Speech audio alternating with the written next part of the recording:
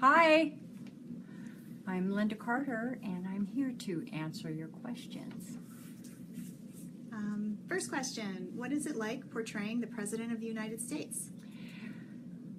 When I was first called to play this role, President of the United States, for Supergirl, I was thrilled because, I've lived in Washington, D.C. now for a while, and I kind of thought that that this was right up my alley. I was thrilled to be involved in another superhero series.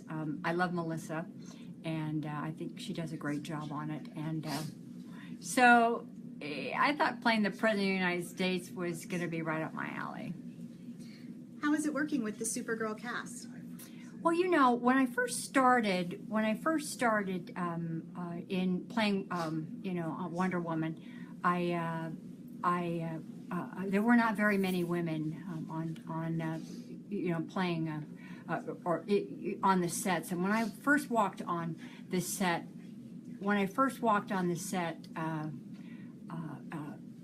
I was struck by how many people were women that were on the set. Not only was the director, but so many crew members, so many people just all over that were women, and it was thrilling for me. The other thing was that I looked at Melissa and I knew exactly what she was feeling, what she went through being a superhero, and she nailed it. She really nailed being the human being inside the superhero. Can you describe the dynamic between your character and the rest of the cast? Well, it's always a little nerve-wracking when you walk into a set where people are used to working with each other. And so you're the newcomer, but I actually ran into people that I had worked with on many different shows that I had done in Vancouver. So it was like old home week for many of the people on that particular set and myself. And right away I was made to feel welcome. And my first scene was as the president in front of a podium giving a speech. And I just felt right at home. I have been performing lately, doing a lot of music, and so I've been on a stage, and this was kind of a stage setting, so I felt, I feel very comfortable in my own skin, I think, after all these years as an actress and as a singer. So it was good for me. Describe your favorite scene you shot on Supergirl. I think it was the whole experience. I can't say, it's like asking a singer what their favorite note is, It was all of it. I think it was the embodiment of a character, living inside the skin of something that you give life to. That is really what the challenge is to make a new character real for people, to bring the warmth and the strength of I've known Hillary Clinton, for instance, since 1983, and to know her privately is a lot different than what you see on television. And I know Nancy Pelosi as well, and who they are in private is very much different than what they need to do as politicians or as representatives. And they are like everybody else. They have families, they have friends. They are warm and loving and reachable, and that's what I wanted to embody in this president. I wanted her to stand by what what she believes and to be reachable. Is there anything you can tease from tonight's episode? Oh no. There are too many surprises. You have to tune in, and there are plenty of surprises. Now, this episode is topical. There are issues that we bring up, and suffice it to say that Supergirl saves me. Yes, she does, but then that is the show. She does her part so well, and she is so warm and loving and so easy, and she cracks me up every time she gushes, and she does all these wonderful things, and she embodies this real person inside of a superhero costume, but there are some huge surprises, and I honestly I just can't wait until they send me a new script for which the POTUS, the President of the United States, is again on the Supergirl soundstage, because I can't wait to see what they have in store for her. I can't wait to do the next episode, and I hope you all tune in. This was a challenge. I think it was a challenge for the writers. It was exciting for the writers. It was exciting for me. I think this. I think just as we needed Wonder Woman back in the day, and there's a new Wonder Woman coming out on film, we need these women to embody more than just a fictional character of who we are, but there is strength and wisdom and unity in who we are, and I think that little girls need these characters in their lives that they can pretend and then they can grow up to be, because certainly Wonder Woman lives inside of us all.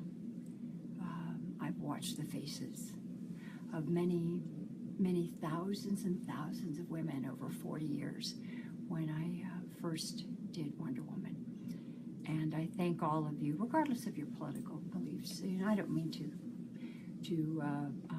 put any of my political beliefs on anybody else. It is just what I believe, and and you all have to believe what you believe too.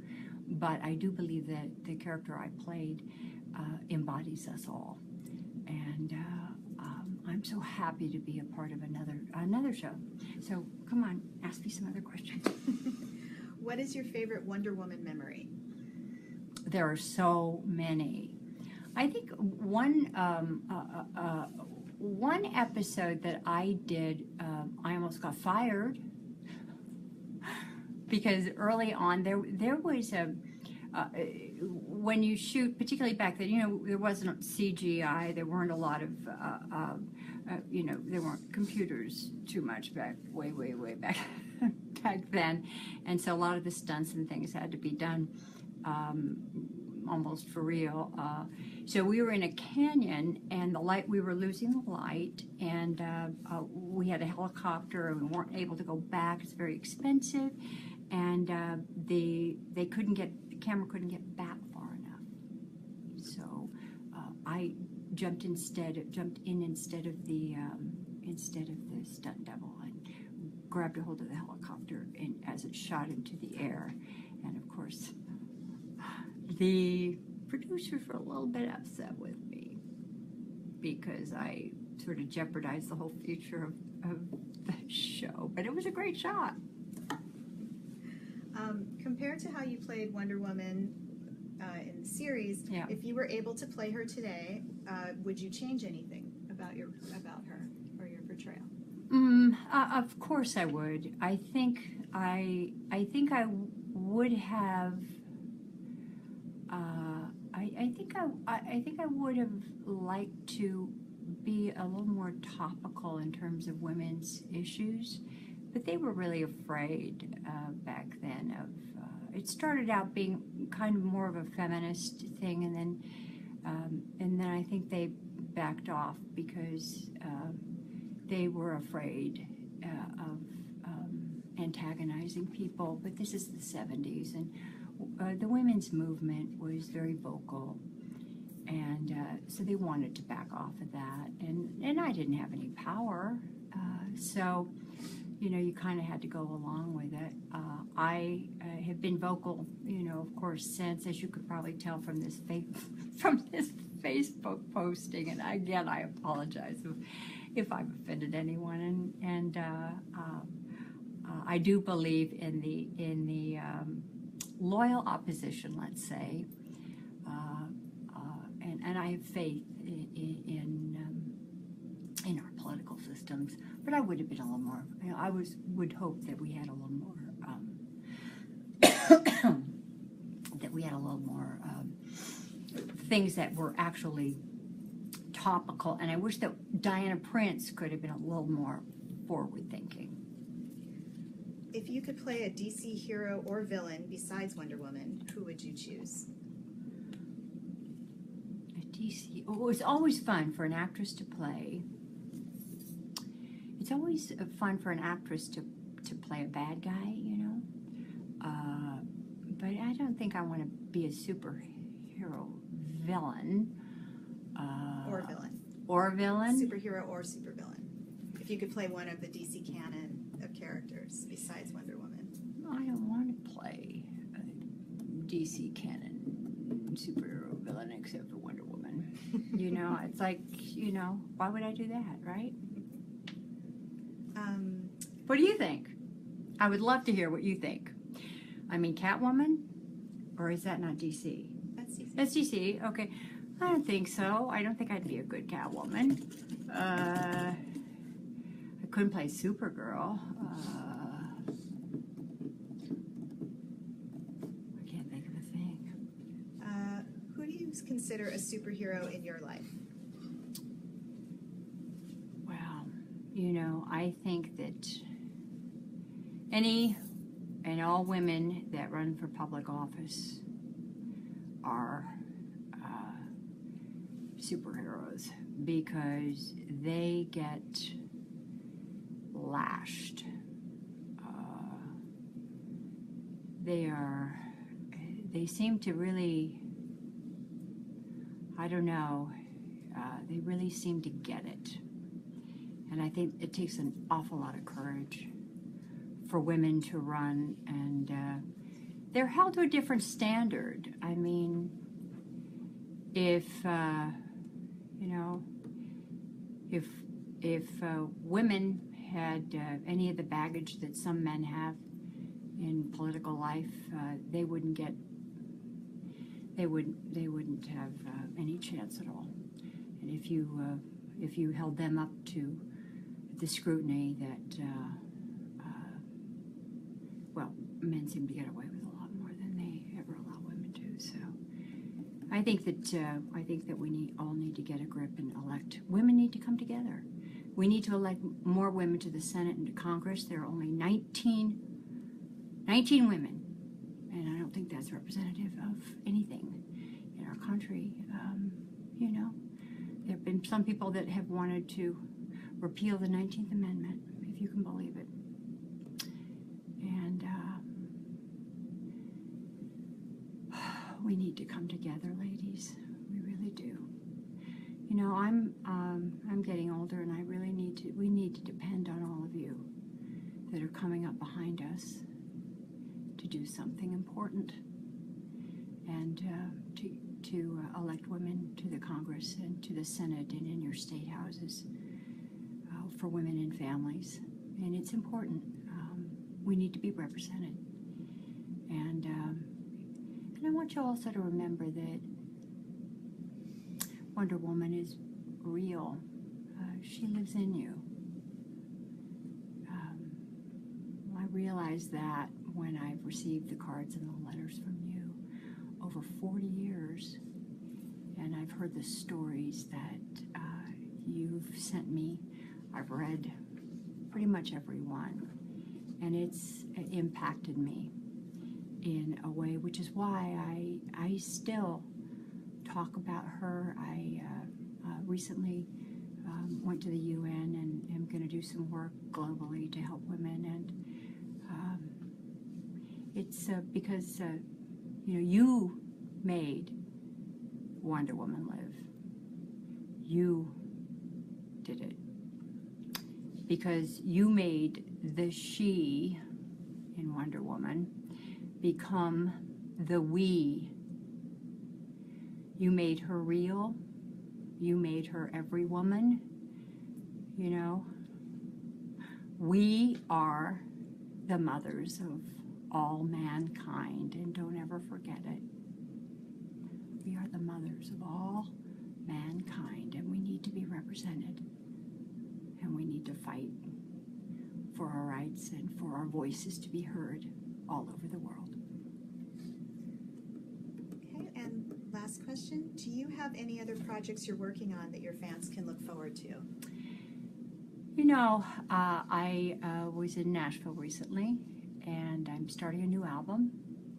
And I asked my 28-year-old son, James, and my 26-year-old daughter, he's a lawyer in Washington. My daughter, his name is James, and my daughter's Jessica. She's studying, she's in her third year of law school at the University of Michigan, and she's got a beautiful voice. He plays an excellent guitar, and I asked them if they would come to Nashville just a few weeks ago and play and sing on my new album. So my daughter and I are doing a duet, and my son played on a few tracks, and so they're going to be with me on that new album. And I've written some songs. I wrote a song for my husband and a couple of other songs, and then I'm doing some kind of rock and roll-y things and some country things, and that should be out sometime next year. And I'll be at Jazz at Lincoln Center in New York, and I'll be in LA on the 11th and 12th, and at Jazz at Lincoln Center on the 19th of November. So I'm doing that, and Super Girl tonight. That airs at 8 tonight at 7 Central on the CW. And as I said, you're in for a few surprises. It's a great episode. So please tune in. Make this the biggest audience ever for Supergirl. And I'm playing the President of the United States before Hillary gets a chance.